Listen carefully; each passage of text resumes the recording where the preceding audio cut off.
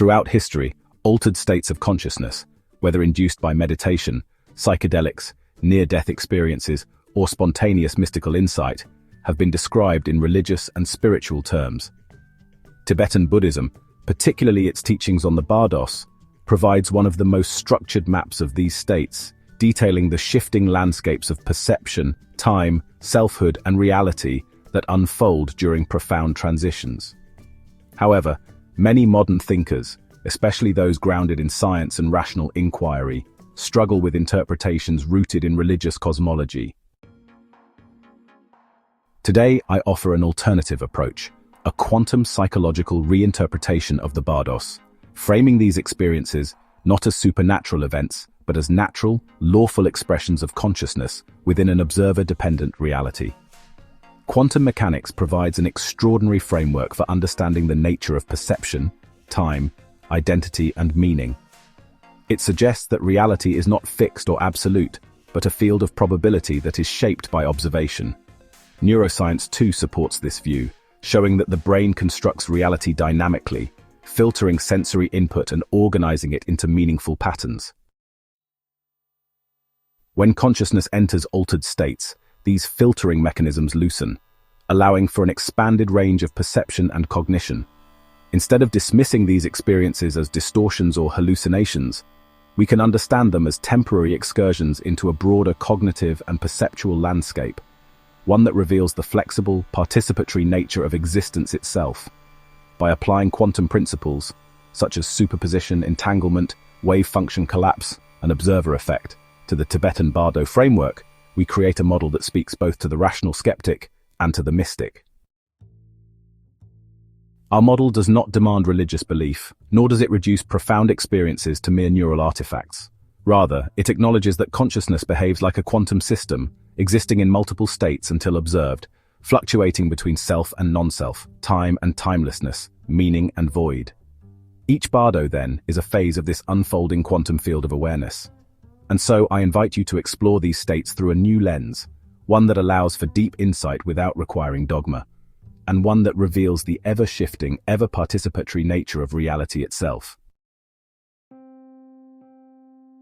The perceptual Bardo begins when familiar sensory boundaries start to blur or intensify, prompting visions of geometric patterns or radiant lights and transforming mundane sights into something luminous. One way to interpret such phenomena is as the mind's superposed state of perception, akin to quantum particles existing in multiple potentials. In this sense, it is not that the external world is definitively changing, but rather your attention is shifting, allowing latent possibilities to emerge all at once. When you experience a blending of senses, such as hearing colors or seeing sounds, it can be helpful to regard this as an entangled mode of perception rather than mere distortion.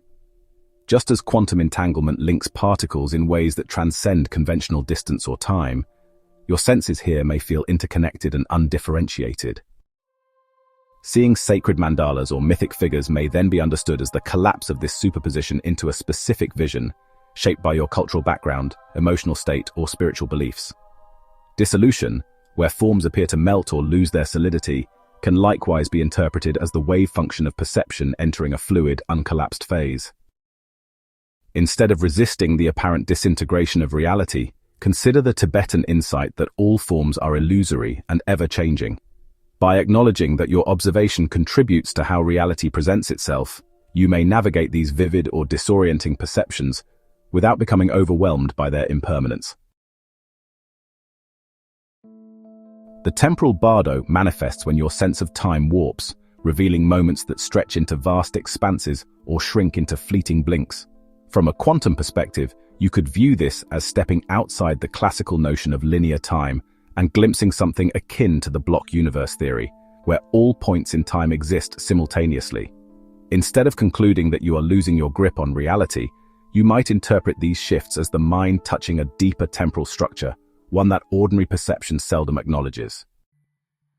If you find yourself experiencing loops of déjà vu or feeling as though you have lived this moment countless times, consider the possibility of cyclical time resembling quantum time loops.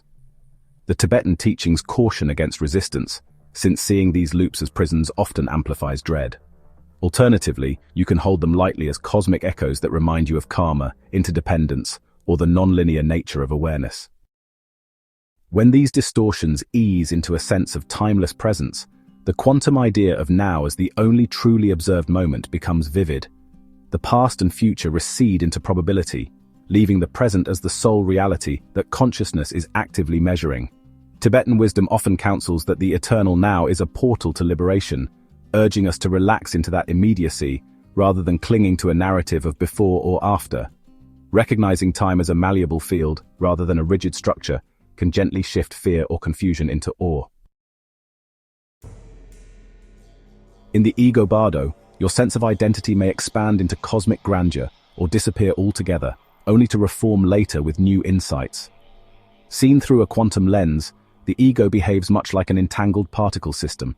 It appears localized and solid under everyday conditions, yet under altered observation, its boundaries dissolve and reveal an underlying unity with the larger field of consciousness. Experiences of ego expansion can be interpreted as the recognition that yourself is not truly separate from the environment, or others mirroring the phenomenon of entangled particles that influence each other across vast distances. Tibetan teachings often refer to this as discovering your primordial awareness or Buddha nature, and understanding that your mind is part of something vast. Here, the key is to enjoy the expansiveness without becoming attached to it, for attachment can reassert the very boundaries you momentarily transcended. When ego annihilation occurs, and the very notion of I vanishes, quantum decoherence offers a parallel, the loss of a local perspective that once defined your identity. Rather than seeing this disappearance as personal destruction, Tibetan wisdom reframes it as the path toward deeper freedom. If a new sense of self does arise, treat it as a different manifestation of the quantum wave function collapsing into form. Recognizing that this self is both real in daily life, yet ultimately insubstantial in a wider sense can soften the shock and help integrate the experience. Shifts in thinking often accompany these altered states, producing insights that seem to arise fully formed, bypassing logical sequence or known cognitive pathways. Quantum cognition suggests that thoughts can exist in superposition. Contradictory ideas can coexist until your mind selects one interpretation, or holds multiple interpretations without forcing a resolution. This can explain why you may feel profound clarity in the midst of apparent paradox. Paradox itself becomes a portal rather than an obstacle. The Tibetan tradition views koan-like contradictions and riddles as invitations to transcend dualistic thinking. Embracing paradox from a quantum standpoint means allowing two truths to coexist, thereby opening a space for non-dual awareness to shine. Instead of straining to reconcile opposites, you might simply notice that both perspectives can be valid at once. Such experiences sometimes culminate in gnosis, a direct form of knowing that feels beyond reasoning. Gnosis parallels the quantum leap, a sudden shift in understanding as if knowledge were there all along, waiting to be observed. Tibetan teachings caution that even such luminous insights are not the final word. They are glimpses of the mind's deeper capacity. Recognizing them as transient phenomena can help preserve humility and prevent clinging to any singular interpretation of ultimate truth. Emotions may oscillate wildly in these states, swinging between extremes of bliss and dread. From a quantum perspective, emotions can be seen as fluctuating energies that change when observed, suggesting that your stance toward them can determine whether they intensify or transform. In Tibetan thought, emotions are waves arising in the ocean of mind. They are neither permanent nor wholly yours.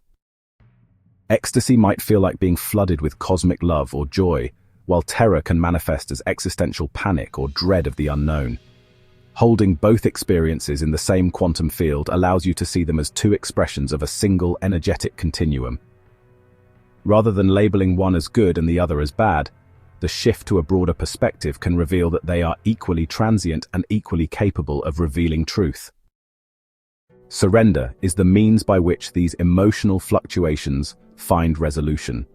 Instead of trying to hold on to bliss or banish fear, you simply remain open to the changing emotional landscape, much as a quantum observer refrains from overly collapsing the wave function. This act of allowing, advocated by Tibetan practice, lets emotions rise and fall without fixating on any single state. In doing so, you create room for genuine transformation rather than reaction. Under altered or mystical conditions, reality can shift between feeling like something you are passively witnessing, something you are actively co-creating, and something that dissolves all distinctions entirely. In quantum terms, this reflects the observer effect. The universe appears differently depending on how you measure or engage with it. A detached stance may reveal the world as an unfolding tapestry, while a participatory stance can blur the lines between inner and outer realms. Moments of oneness, where observer and observed collapse into unity, resonate with the idea that at the most fundamental level, the universe is a single, interconnected field. Tibetan teachings often view this as a glimpse of the true nature of phenomena, unbound by the dualities of subject versus object. Instead of regarding such unitive states as a final goal, it can be helpful to interpret them as a reminder that we are never fully separate from the world in which we live. Each of these modes, observer, participant, or oneness, can cycle in and out throughout a single journey. Rather than seeing them as progress toward an endpoint, consider them as differing perspectives on the same reality. From a quantum stance, you switch the lens through which you measure existence, shifting from neutrality to immersion to identity with the whole. Tibetan insight suggests that freedom lies in recognizing all these modes as dynamic plays of consciousness rather than ultimate truths. Encountering union, meaning, or a gaping void often signals the climax of an altered state journey. When a sense of cosmic oneness arises, it can be interpreted as the collapse of all separate existences into a single, universal wave function, echoing Tibetan descriptions of profound unity with the Dharmakaya or the divine. Rather than clinging to this experience as the sole truth, it can be viewed as a fleeting but valuable revelation of interconnectedness that underpins reality. Moments of profound meaning may take shape as grand realizations about life's purpose, spiritual convictions, or karmic patterns. Interpreting these flashes through quantum ontology suggests they are temporary collapses of multiple possible insights into one resonant interpretation. Tibetan wisdom often cautions that such revelations, while potent, remain constructs of the mind and should be held lightly. The encounter with the abyss can be the most unsettling, the sudden recognition that there is nothing beneath all appearances.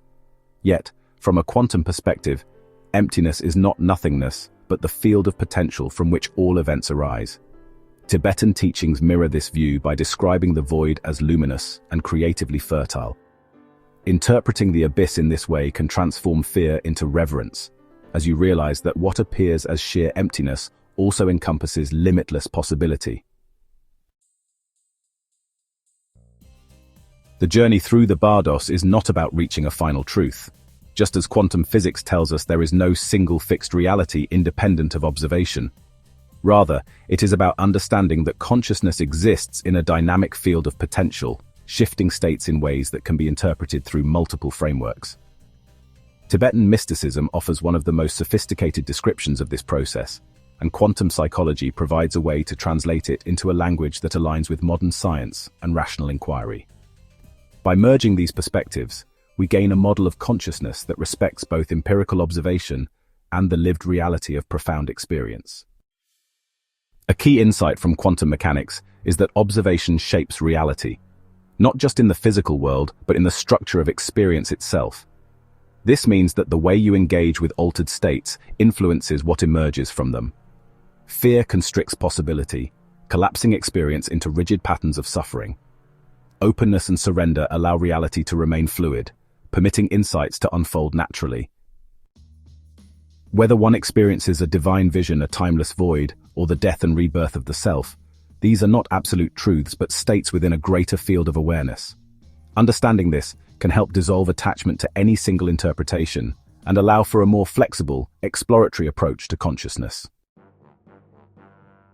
Ultimately, this quantum psychological reinterpretation of the Bardos suggests that mystical experiences are not evidence of an external supernatural realm, nor are they meaningless hallucinations.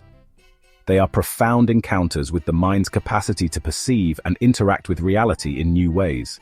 Whether through meditation, psychedelics, or spontaneous awakening, these states reveal something fundamental.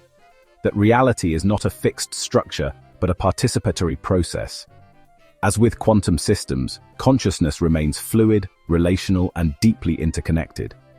By approaching these states with curiosity rather than certainty, we do not reduce their mystery, we engage with it more fully, recognizing that the nature of reality itself is an unfolding question, one that is shaped by our awareness, our interpretations, and our willingness to let go into the unknown.